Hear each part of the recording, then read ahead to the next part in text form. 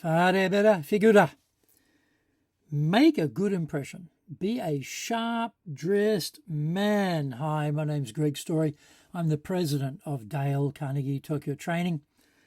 In business today, people judge us immediately based on how we are dressed, before we even get to say one word. Unfair? Totally. I run my own soft skills corporate training business here in Japan. Now, if we can positively influence that initial judgment of us, shouldn't we make an effort to control it? Every day, I carefully choose my clothes to determine that critical first impression people have of me, based on who my schedule says I will encounter that day. What do you do? Now, know the rule to break the rule. Classic menswear conventions number 25.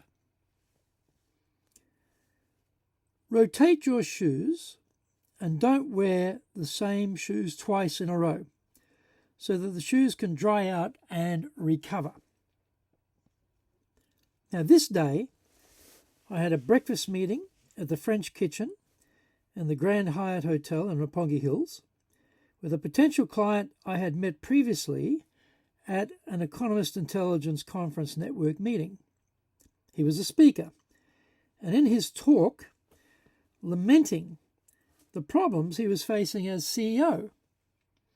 I exchanged business cards with him and then followed up, suggesting I might have a solution for him. He came back to me and invited me for breakfast. The discussion was very interesting, and he has a really innovative idea in mind which could transform his industry. However, he needs help with changing the mindset of the team and the execution piece. Maybe that is where Dale Carnegie can make a contribution. Let's see. I also had a meeting with a major multinational IT company's HR director. We met recently at an event. Previously, we had worked together, arranging training for another company where he used to work. So we set up a meeting for me to update him on what we can do these days. He is planning some skill training in the near future, and there's nothing better than being involved at the design-in stage. I wanted to project gravitas for my morning meeting because this was the first time for the client and I to speak about his problems. I chose my custom navy chalk stripe suit to add a sense of reliable, established success, or the corporate equivalent of the old money concept that you often see promoted by people in the men's classic wear industry. It turned out to be an inspired choice. In the initial small talk, part of the start of the deeper conversation, it turned out he had led a major fashion brand here for many years. So he was an expert of dress presentation. He looked sharp and formal, wearing a black single-breasted suit from his previous employer, I would guess, with a white shirt and black tie. My suit had double pleats, 35mm double cuffs, side vents, notch lapels, flat pockets, and I wore over-the-calf navy socks. The light blue shirt with French cuffs was from Australian shirt maker Abelard, 1922. The horn collar stays from Kirby Allison, 2007. The cufflinks were blue and white from Barney's, New York, 1923. The London dot tie from Brooks Brothers, 1818, in a double Windsor knot. Now, can you combine dots with stripes? As long as the sizes are differentiated, it works well. It creates a nice contrast. This suit has a broad stripe, and the tie has a concentration of small sized dots.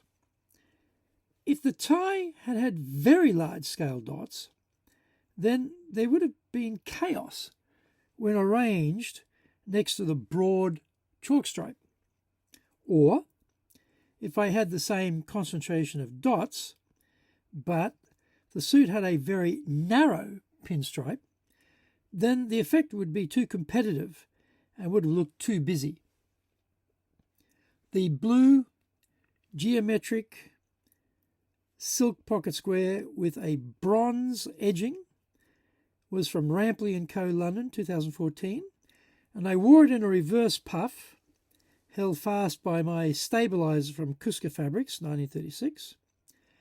I had seen this pocket square on their website, and I thought it looked quite smart.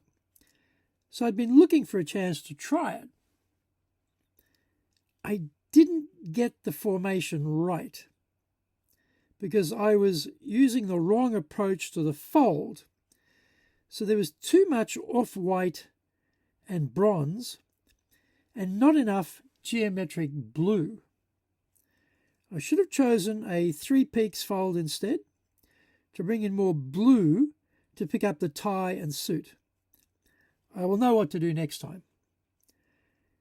The silver corporate badge from Dale Carnegie, 1912. The pen was my black and gold Mont Blanc, 1906. The business card holder from Lanvin, 1889. The watch, my vintage gold 24mm Cartier 1847 Tank Française with a black nubuck alligator strap. The high shine black shoes were Oxfords by TLB Mallorca, 1946. From the Artista series with a Goya last using French box calf leather from the Dananoy Tannery, 1838. The shot was taken in the Grand Hyatt Hotel in Roppongi Hills. If you want to succeed in business, you need to have a range of skills, including good communication skills, good people skills, good leadership skills. There's only one place that can get you all of those things, and that is Dale Carnegie Training Tokyo. And you find out more about us in the attachments with this video.